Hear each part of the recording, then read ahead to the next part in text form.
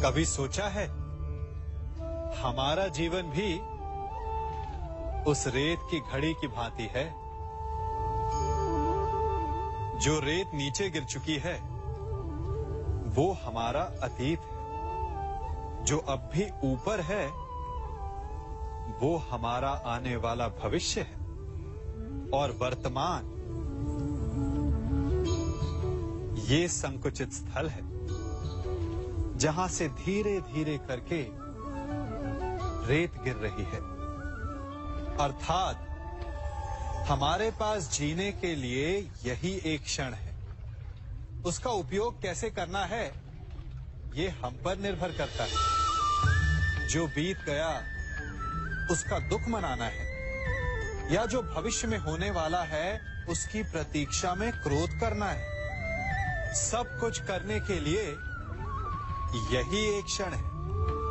प्रसन्न रहना है तो उसके लिए भी यही एक पल है। प्रतीक्षा करते रहोगे तो ये पल भी भूतकाल में बदल जाएगा। इसलिए आनंद के लिए, परोपकार के लिए प्रतीक्षा ना कीजिए।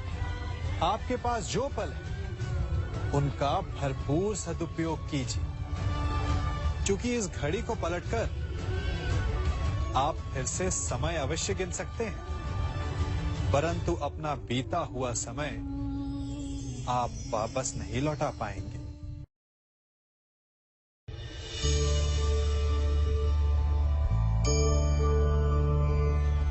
मनुष्य के जीवन में संतान का बहुत महत्व है।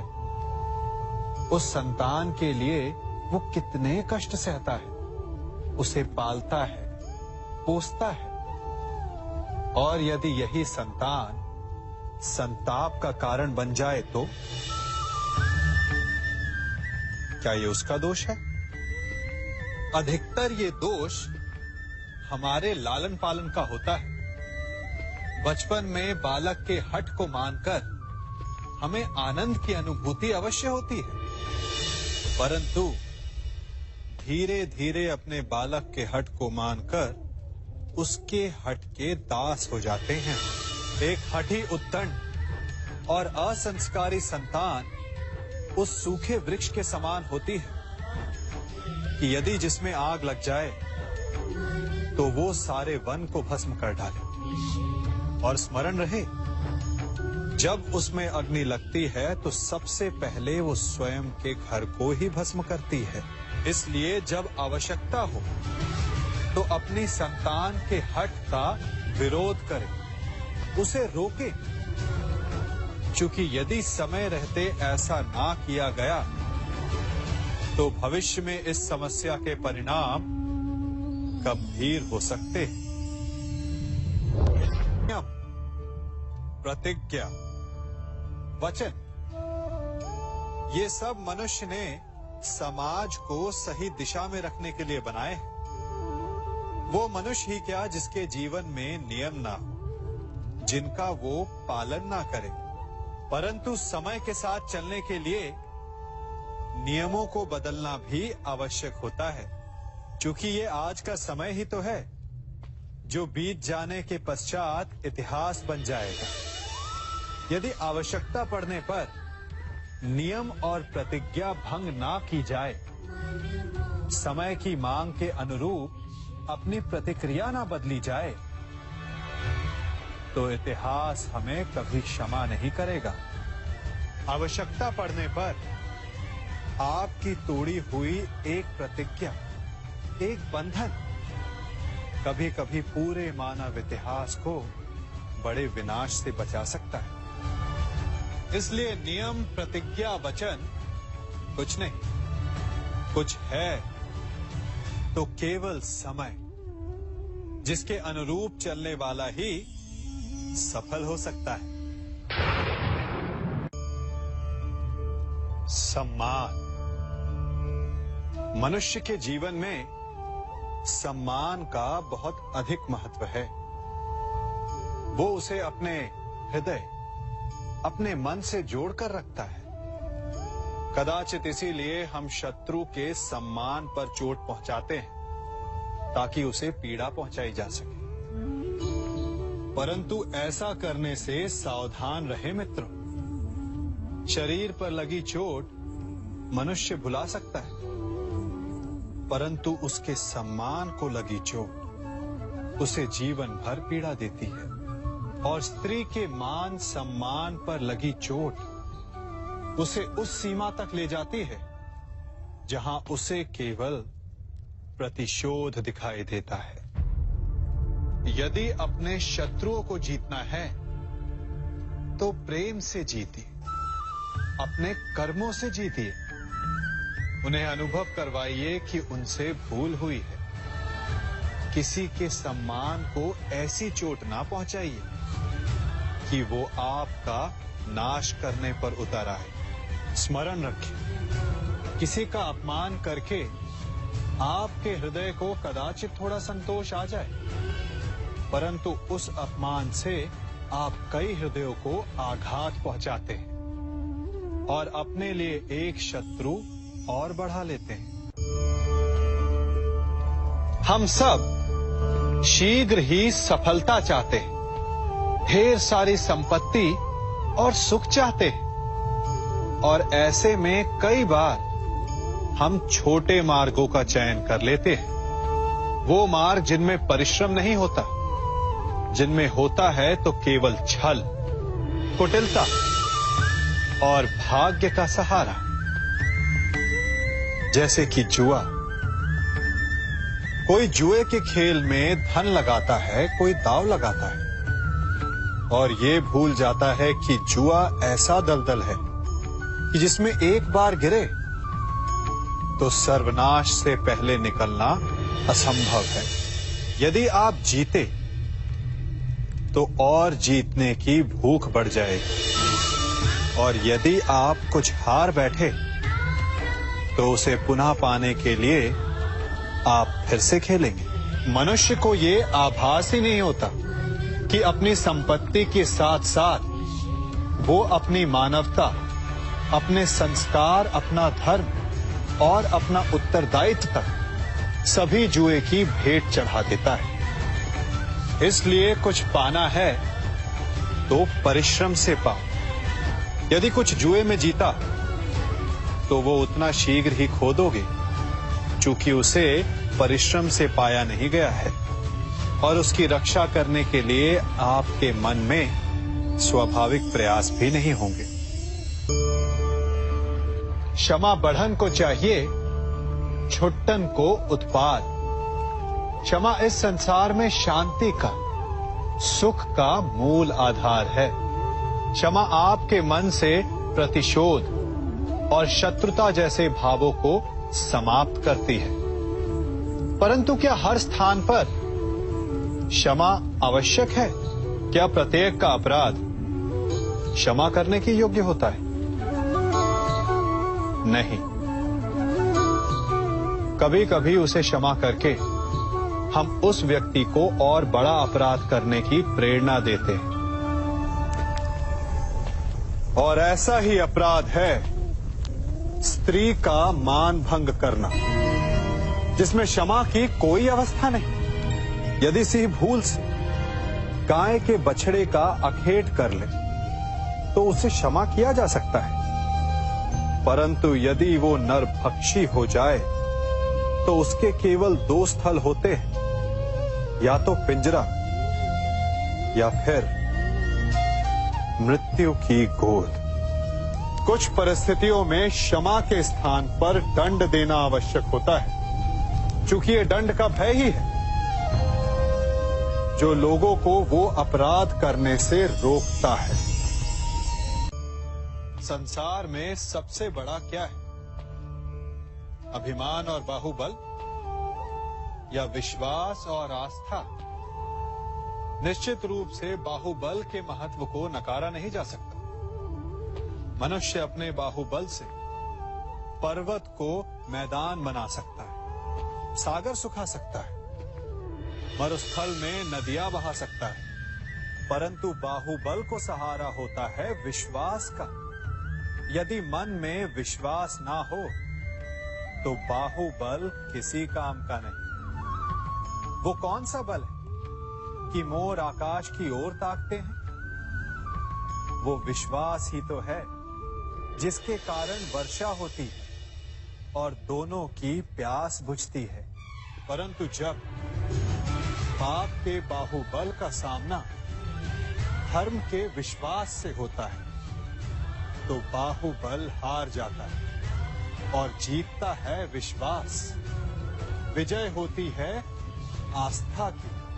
यदि आप सत्य के मार्ग पर चल रहे हैं और आप अपने इष्ट में आस्था रखते हैं तो किसी भी पापी का बल आपका कुछ नहीं बिगाड़ सकता। पाषाण में जीवन नहीं होता, ना लौह में, ना ही माटी में। परंतु पाषाण पर जब चोट पहुंचाई जाती है तो उसमें चिंगारी उत्पन्न होती है। लौह से लौह टकराता है तो ताप उत्पन्न हो जाता है और माटी को भी जब रौंदा जाता है तब वो भी अपना रंग बदल लेती है। जब निर्जीव वस्तुएं भी सीमा से अधिक चोट पहुंचाने पर प्रतिक्रिया देती है तो एक जीवंत मनुष्य क्यों नहीं देगा? स्मरण है ना, प्रत्येक क्रिया की प्रतिक्रिया होती है। यदि फूल बोएंगे तो सुगंध मिलेगी और यदि कांटे बोएंगे तो केवल पीड़ा। और यदि आघात समय पर किया जाए, इतिहास पर किया जाए तो प्रतिक्रिया स्वरूप इतिहास बदल जाया करता है। इसीलिए सोच समझकर कार्य करना चाहिए, क्योंकि कभी कभी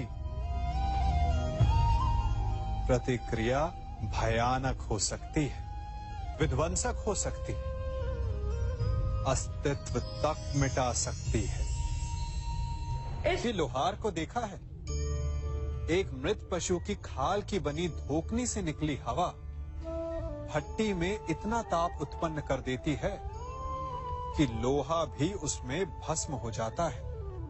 वो उस मृत पशु की आह है, उसकी पीड़ा के कारण निकला अभिशाप है, जो इतना ताप उत्पन्न करता है कि कठोर लोहा भी पिघल जाए,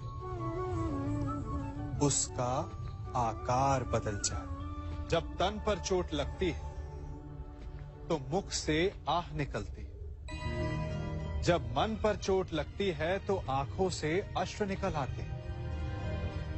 परंतु जब स्वाभिमान पर चोट लगती है तो मुख से निकले श्राप से अधिक विध्वंसक होता है आत्मा से निकला अभिशाप। श्राप केवल भौतिक रूप का नाश करता है, परंतु अभिशाप केवल नाश नहीं करता, अपितु सदियों से मिटे अस्तित्व का एक उदाहरण बना देता है। इसीलिए कभी किसी को इतनी पीड़ा मत पहुंचाइए कि आपका अस्तित्व अभिशाप में बदल जाए। हम कई बार शिकायत करते हैं कि हमारे साथ बुरा हुआ, अन्याय हुआ। कभी सोचा है अधिकतर अपने साथ हुए अन्याय का कारण हम स्वयं होते हैं। हमारी मानसिक दुर्बलता होती है, हमारी सोच होती है। जब कोई दूसरा हम पर अत्याचार करता है तो हम उसका विरोध करते हैं, प्रतिकार करते हैं, प्रतिशोध लेते हैं, न्याय मांगते हैं। परंतु जब हम स्वयं ही अपने विरुद्ध अपराध कर बैठते हैं तो क्या?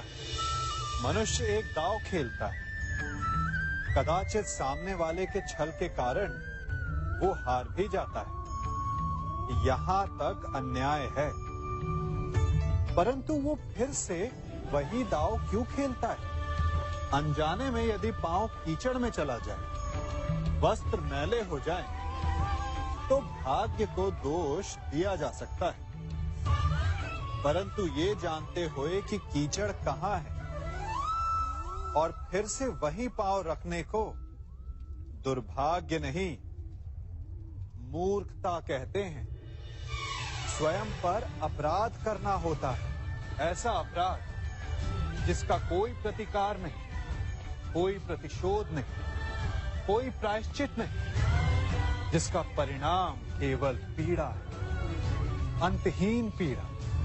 कीचड़ तो कीचड़ है, उसका स्वभाव है मैला करना। कीचड़ को दोष देने से पूर्व अपने पांव को उनकी सीमा समझा देना कहीं अधिक उपयुक्त है। भाग्य, समय का भेद और हमारी असावधानी कई बार हमें समस्या में डाल देती है और हमें पीड़ा पहुंचाती है। फिर हम कभी अपने मित्रों से, कभी अपने आप से, कभी ईश्वर से केवल एक ही प्रश्न पूछते हैं कि क्यों, मेरे साथ ही ऐसा क्यों हुआ? इस प्रश्न का उत्तर किसी के पास नहीं। ये प्रश्न एक चक्रव्यूह की तरह है और इससे निकलने का मार्ग भी एक प्रश्न से ही आता है। यदि ऐसी अनुभूति हो तो स्वयं से प्रश्न पूछिए कि अब मैं ऐसा क्या करूं कि उस पीड़ा का अंत हो जाए। यदि मार्ग में बाधा आए तो ये प्रश्न ना करें कि बाधा मेरे समक्ष ही क्यों आई, बल्कि ये देखिए कि उस बाधा से कई लोग आगे भी बढ़े हैं। आगे बढ़ने के लिए पांव से धरती को धकेलना पड़ता है। जो बीत गया उसकी पीड़ा का मरहम बीते हुए कल में नहीं, आने वाले भविष्य में मिलेगा। वर्तमान को अतीत के अन्याय का शोक मनाने में व्यर्थ ना करें। वर्तमान का उपयोग ये सोचने में करें कि ऐसा क्या किया जाए कि भविष्य में किसी दूसरे को वो पीड़ा ना सहनी पड़े। कोई हमारे साथ छल करता है, कोई हमें पीड़ा देता है, तो तन दुख से और मन प्रतिशोध से भर जाता है। फिर हम प्रतिकार चाहते हैं, अपने मन की अग्नि को शांत करने के लिए प्रतिशोध चाहते हैं। और यही हम सबसे बड़ी भूल कर बैठते हैं। तो क्या किया जाए? इसका केवल एक ही उपाय है और वो है क्षमा। यदि प्रतिकार चाहिए तो प्रतिशोध भुला दीजिए और न्याय की ओर अपने पग बढ़ाइए, क्योंकि यही वास्तविक प्रतिकार है। भूल अनजाने में होती है, परंतु दूसरी बार वही भूल करना मूर्खता होती है और बार बार वही भूल करना अपराध। यह अपराध इसलिए है क्योंकि हमारी आने वाली पीढ़ी बार बार की गई इस भूल को नीति मानकर उसका पालन करने लगती है और अगली आने वाली पीढ़ी उसे नियम बना लेती है। तो हुआ ना अपराध। जब हम चलते हैं तब अपने पद चिन्ह पीछे छोड़ आते हैं और हमारे पश्चात आने वाले उस पथ को सही पथ समझकर उस अनुचित मार्ग पर आगे बढ़ जाते हैं। तो क्या किया जाए? माना कि कुछ भूल को सुधारा नहीं जा सकता, परंतु उनके चिन्ह धुंधले अवश्य किए जा सकते हैं ताकि आने वाली पीढ़ी उसका पालन ना करे। और यही भूल को सुधारने का सबसे श्रेष्ठ मार्ग है। परिवर्तन संसार का नियम है, ये तो आप सबने सुना होगा। हम सब समय के साथ परिवर्तित होने का दंभ भरते हैं और आर्थिक रूप से संपन्न भी हो जाते हैं, परंतु क्या वास्तव में यही परिवर्तन है? नहीं। घर में, जीवन शैली में, खान पान में परिवर्तन अस्थायी है। कुछ महत्वपूर्ण है तो सोच का परिवर्तन। समय के साथ अपनी सोच को भी बदलें। जिस प्रकार केवल वस्त्र बदल लेना स्नान नहीं माना जाता, उसी प्रकार दिखावे का परिवर्तन समाज को शुद्ध नहीं करता। शुद्धि के लिए आवश्यक है मन का परिवर्तन। क्योंकि जो गतिमान है वही मनुष्य है, जो स्थिर हो गया वो पाषाण है, और जो समय के साथ अपनी सोच ना बदले वो शमशान है, और शमशान अंत होता है। वृक्ष को काटने के लिए कुल्हाड़ी की लगभग 100 मार लगती है। हाँ, अंतिम प्रहार उसे अवश्य गिरा देता है। तो क्या पहला प्रहार निष्फल हो गया? नहीं, पहले प्रहार ने चिन्ह बनाए और दूसरे प्रहार ने उसे और गहरा कर दिया, और इसी प्रकार हर प्रहार उस वृक्ष के तने को इतना दुर्बल बना देता है कि अंतिम प्रहार वृक्ष को धराशायी कर जाए। इसलिए यदि आपका पहला प्रहार असफल हो जाए तो स्वयं को असफल मत समझो, प्रहार करते जाओ। अर्थात सफलता के लिए फल की कामना ना करें। हमें अपना कर्म करते रहना चाहिए। स्वर्ण को भी कुंदन बनने के लिए ताप सहना होता है। हीरे को भी चमक पाने के लिए सान पर स्वयं को घिसना पड़ता है। इसीलिए यदि सफलता की चमक चाहिए तो परिश्रम करना पड़ेगा और कठिनाइयों का ताप सहना होगा। कभी कभी ऐसा नहीं लगता कि सब कुछ होते हुए भी आपको कुछ और चाहिए?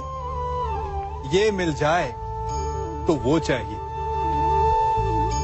यदि आपको ऐसा असंतोष अनुभव होता है तो इसमें कोई आपत्ति नहीं है, क्योंकि संतुष्ट हो जाना मनुष्य का स्वभाव ही नहीं है। और इसी कारण मानव ने सभी जीवों में सबसे अधिक विकास किया। इसीलिए मनुष्य ने आर्थिक और शक्ति रूप से वृद्धि की, संपन्नता बढ़ती गई, ज्ञान बढ़ता गया। अर्थात विकास के लिए असंतोष बहुत आवश्यक है। परंतु समस्या तब उत्पन्न होती है जब ये असंतोष ईर्ष्या में बदल जाता है। जब आप स्वयं की संपत्ति अर्जित करने की अपेक्षा ये प्रयास करने लगते हैं कि आपके प्रतिद्वंदी की संपत्ति अधिक ना रहे, तब ये असंतोष ईर्ष्या में बदल जाता है। और यही ईर्ष्या जन्म देती है अपराध को, षड्यंत्र को। तो प्रश्न ये उठता है कि इस ईर्ष्या से बचा कैसे जाए? और इसका केवल एक ही उपाय है, जब प्रयास अपने साथ साथ दूसरों के विकास का भी हो,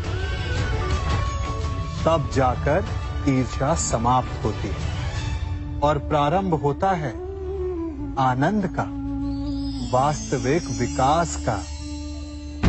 हम सबके जीवन में कई बार ऐसा होता है कि हम लक्ष्य के बिल्कुल निकट होते हैं, परंतु अचानक हमारे मार्ग जैसे बंद हो जाते हैं, या फिर हम भ्रम में फंस जाते हैं। कभी कभी उस भ्रम से जूझकर हार मान लेते हैं, कभी कभी उस भ्रम को ही लक्ष्य समझ लेते हैं, और प्रत्येक स्थिति में हमारा लक्ष्य हमसे दूर होता जाता है। अब प्रश्न ये उठता है कि ऐसे में क्या किया जाए? और उत्तर है धैर्य। मन जब अधीर होता है तब सोचने समझने की क्षमता खो देता है, भ्रम के माया जाल में फंस जाता है और अंततः थक कर हार जाता है। जबकि धीरज रखने से मन शांत होता है, आप एकाग्रचित होते हैं, भ्रम के माया जाल से निकलकर अपने लक्ष्य को देख पाते हैं। इसीलिए धीरज रखना सीखें, क्योंकि ये बहुत बड़ी शक्ति है। हम सब अपनों की, अपने मित्रों की, परायों की सहायता करते हैं, परंतु हम सब के मन में एक व्यथा रह जाती है कि वो हमारा उपकार भूल गया, कि उसने हमें सम्मान नहीं दिया, कि समय पड़ने पर उसने हमारी सहायता नहीं की। होता है ना ऐसा? अब प्रश्न ये उठता है कि क्या हमें उपकार भुला देना चाहिए या नहीं? और उत्तर भी दो हैं, हां भी और ना भी।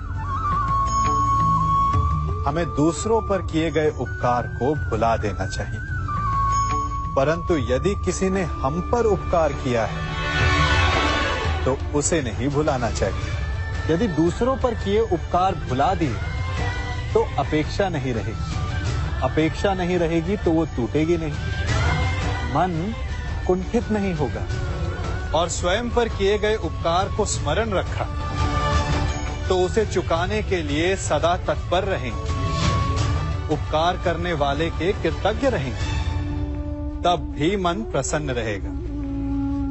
और यदि हम सभी ऐसा करने लगे तो सबके मन को संतोष रहेगा। अपने लक्ष्य तक पहुंचने के लिए साधना कठिन होती है, परंतु उससे अधिक कठिन होता है अपने कर्तव्य के लिए साधना को छोड़ देना। अब आप सोच रहे होंगे कि ये कैसी पहेली है। हम सब लक्ष्य प्राप्त करने के लिए अपनी सीमा से पार जाकर परिश्रम करते हैं, और कभी कभी लक्ष्य सामने होने पर भी हमारे समक्ष विकल्प आ जाता है कि लक्ष्य प्राप्त करें या कर्तव्य निभाएं। और चूंकि मनुष्य कहीं ना कहीं थोड़ा सा निर्बल होता है तो वो कर्तव्य से पलायन कर जाता है। तनिक सोचिए, बिना कर्तव्य के लक्ष्य पाना क्या आपको आनंदित करेगा? नहीं ना, क्योंकि कभी ना कभी लक्ष्य आपकी परीक्षा लेता है कि क्या आप कर्तव्य निभाने में सक्षम हैं या नहीं। लक्ष्य आपको तभी चुनेगा जब आप कर्तव्य को चुनेंगे। मनुष्य सदैव स्वप्न देखता है और जीवन भर उन्हें पूर्ण करने के प्रयास में लग जाता है, परंतु प्रश्न ये उठता है कि हमारे प्रयासों के पश्चात हम में से कई सफल क्यों नहीं होते? कारण है संयम। संयम अर्थात स्वयं को रोक सकने की क्षमता। अब आप कहेंगे, जब आगे बढ़ना है तो स्वयं को रोकना क्यों? विकास के विज्ञान में संयम का ज्ञान बहुत ही आवश्यक है। 4 पग आगे बढ़ना हो तो 1 पग पीछे हटने का साहस ही संयम है। संयम अपनी इंद्रियों पर, अपने आकर्षणों पर, अपनी इच्छाओं पर। कभी सोचा है, नदी की गहराई में जाने के लिए सांसों को रोकना पड़ता है, पर्वत पर चढ़ने के लिए अपने पांव को रोकना पड़ता है। यही संयम होता है। यदि गहराई से देखेंगे तो आप पाएंगे कि लक्ष्य को पाने के लिए संयम होना सबसे अधिक आवश्यक है। संबंध बड़ा ही विचित्र भाव है ना? हम जीवन में आगे बढ़ते हैं अपने संबंधियों के लिए। हम परिश्रम करते हैं ताकि वो प्रसन्न रहे जिनसे हमारा संबंध है, परंतु कभी कभी ये आवश्यक हो जाता है कि जिनसे हमारा संबंध है उन्हें रोका जाए, उनके मार्ग में बाधा डाली जाए। अब आप कहेंगे कि ये कैसी बात है? जिनसे हमारा संबंध है, जिनसे प्रेम है, उनके मार्ग में बाधा क्यों? आवश्यक है। नदी की धारा में आया छोटा सा सेतु उसके प्रवाह को तीव्र कर देता है। जिनसे हम प्रेम करते हैं उनकी आलोचना आवश्यक है ताकि वो अपनी कमियों को सुधारें, अपनी शक्तियों के वेग को बढ़ाएं और सफलता प्राप्त करें। कहते हैं, जब भाग्य बुरा हो तो मीठी नदी का पानी भी खारा हो जाता है। क्या आपको भी यही लगता है? नहीं, हर अनहोनी का कारण भाग्य नहीं होता। कारण होती हैं हमारी असावधानियां। कठिनाइयों में सावधानी सबसे महत्वपूर्ण ढाल है। अनजान मार्ग पर आगे बढ़ने से पूर्व अपने एक पांव को धरा पर जमाना और दूसरे पांव से आगे आने वाली भूमि को टटोल लेना ही समझदारी है। सत्य बोलने में, वचन देने में या प्रतिज्ञा लेने में सावधानी आवश्यक है। अर्थात सावधानी का अर्थ है पहले भविष्य का आकलन कर लेना। यदि घर की नींव डालने में असावधानी बरती जाए तो इमारत चाहे कितनी भी सुंदर क्यों ना हो, वो ध्वस्त हो ही जाती है। इसीलिए सुरक्षित भविष्य का आधार है वर्तमान में बरती हुई सावधानी। क्योंकि भविष्य में क्या होने वाला है ये आप जान नहीं सकते, परंतु उससे बचने के लिए सावधानी की ढाल का प्रयोग अवश्य कर सकते हैं। मनुष्य का जीवन हार और जीत, विजय और पराजय, सफलता और असफलता के मध्य झूलता रहता है। आपके साथ भी ऐसा होता होगा, है ना? जब आप सफल होते हैं, किसी चुनौती पर विजय पाते हैं, तो मन प्रसन्नता से आनंद के उपवन में झूमने लगता है। और जब आप असफल होते हैं, तब मन दुख और पीड़ा के सागर में डूबने लगता है। परंतु वास्तव में सफलता और असफलता है क्या? तनिक ध्यान से सोचिए। ये केवल हमारी मनोस्थिति मात्र है। हमारी पराजय तब नहीं होती जब हमारा शत्रु विजय प्राप्त कर ले। हमारी पराजय तब होती है जब हम पराजय स्वीकार कर लें। हम असफल तब नहीं होते जब हम लक्ष्य ना पा सके। हम असफल तब होते हैं जब हम प्रयास करना बंद कर दें। इसलिए प्रयास करते रहें और हार ना माने, क्योंकि जिस दिन आप हार स्वीकारना बंद कर देंगे, जीत आपके चरणों में होगी। संसार में सबसे अधिक विनाशक क्या होता होगा? लालच नहीं, कामना नहीं, क्रोध नहीं, तो फिर सबसे अधिक विनाशक आपका अंत चाहने वाला शत्रु होता होगा। यही सोच रहे हैं ना? तो इसका उत्तर भी है नहीं। संसार में सबसे अधिक विध्वंसक यदि कोई है, तो वो है एक मूर्ख या धूर्त मित्र। कहते हैं कि क्रोधित बैल के सामने से और बिगड़े हुए अश्व के पीछे से नहीं जाना चाहिए, अन्यथा चोट लगनी निश्चित है। परंतु एक धूर्त और मूर्ख मित्र की ओर किसी भी दिशा से जाना उचित नहीं, क्योंकि एक धूर्त और मूर्ख मित्र उस नरभक्षी पशु के समान होता है जो समीप आने वाले का नाश ही करेगा। धूर्त या मूर्ख मित्र से बुद्धिमान शत्रु हर परिस्थिति में अधिक श्रेयस्कर है। इसलिए मित्रता करते समय सावधान अवश्य रहिए। आज आपसे एक पहेली पूछता हूं कि संसार में सबसे अनमोल क्या है? आप में से कुछ कहेंगे स्वर्ण, कुछ कहेंगे मोती, कुछ कहेंगे हीरा। तो इसमें पहेली क्या हुई? पहेली ये है कि जो संसार में सबसे अनमोल है, वही संसार में सबसे सस्ता भी है। वो हर पल मरता भी है और सदा जीवित भी रहता है। वो सबसे बड़ा शत्रु भी है और सबसे बड़ा मित्र भी। बूझिए क्या है वो? मैं बताता हूं। वो है समय। यदि आप हर पल का सदुपयोग करेंगे तो वो सबसे अनमोल है। दुरुपयोग करेंगे या व्यर्थ करेंगे तो वो सबसे सस्ता है, क्योंकि इसे खरीदने के लिए कोई मुद्रा की आवश्यकता नहीं होती। व्यर्थ करेंगे तो हर पल मरता है, परंतु हम सब के मर जाने के पश्चात भी यही है जो जीवित भी रहेगा। यही है जो यदि आपके साथ है तो आपका सबसे बड़ा मित्र है, और यही यदि आपके विरुद्ध है तो आपका सबसे बड़ा शत्रु। अब ये आप पर निर्भर करता है कि आप इसका उपयोग कैसे करते हैं। आप इसे अनमोल बनाते हैं या इसे यूं ही नष्ट करते हैं? इसे मित्र बनाते हैं या शत्रु?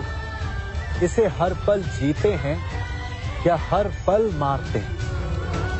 ध्यान रहे, समय से बड़ा धन और कोई नहीं, और इसका आभास मनुष्य को तब होता है जब उसका अंतिम समय निकट आ जाए। बहुत से बालक अपने माता पिता पर क्रोधित होते हैं कि उन्होंने उसे क्यों प्रताड़ित किया, क्यों पीटा। शंका स्वाभाविक है, परंतु इसका उत्तर भी बड़ा सरल है। कभी कुमार को घड़ा बनाते हुए देखा है? जब चाक से घड़े को उतारा जाता है तो उसका आकार ठीक नहीं होता, सतह भी तनिक उबड़ खाबड़ होती है। तब वो उस घड़े को लकड़ी से पीटता है, भीतर से सहारा देकर बाहर से वो घड़ा पिटता जाता है, और घंटों प्रयास करने के पश्चात जाकर वो घड़ा बनता है, जिसके भीतर रखा जल तन मन दोनों को आनंदित कर देता है। बालक भी इसी मटके के समान होते हैं। माता पिता उन्हें प्रेम से संभालते हैं, परंतु यदि डांट की लकड़ी और अनुशासन का बंधन ना हो तो वो सुपुत्र नहीं बन पाएंगे। इसलिए अगली बार जब माता पिता डांटें तो क्रोधित मत होइएगा, तनिक सोचिएगा कि इसमें ना जाने आपका कौन सा लाभ छिपा है।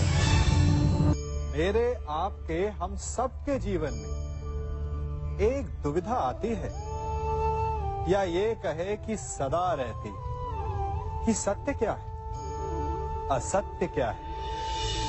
अधिकतर मनुष्य सोचते हैं कि जिसे हमने अपने कानों से सुना, जिसे अपनी आंखों से देखा, जिसे अपनी इंद्रियों से जाना, वही सत्य है। क्या सच में यही सत्य है? ये भी तो हो सकता है कि जिसे हमने देखा सुना जाना वो असत्य का प्ररूप हो। विचित्र पहेली है ना? तो क्या मन में जो है वो सत्य है? नहीं, चूंकि मन तो कल्पना को भी सत्य मान लेता है। तो सत्य है क्या? सोचिए, सत्य वो नहीं जिसमें हमारा हानि लाभ छिपा हो। सत्य वो नहीं जिसे तोड़ा मरोड़ा जा सके। सत्य वो है जिसमें जीव मात्र का कल्याण छिपा हो। सत्य वो है जिसमें कटाक्ष ना हो, प्रेम हो।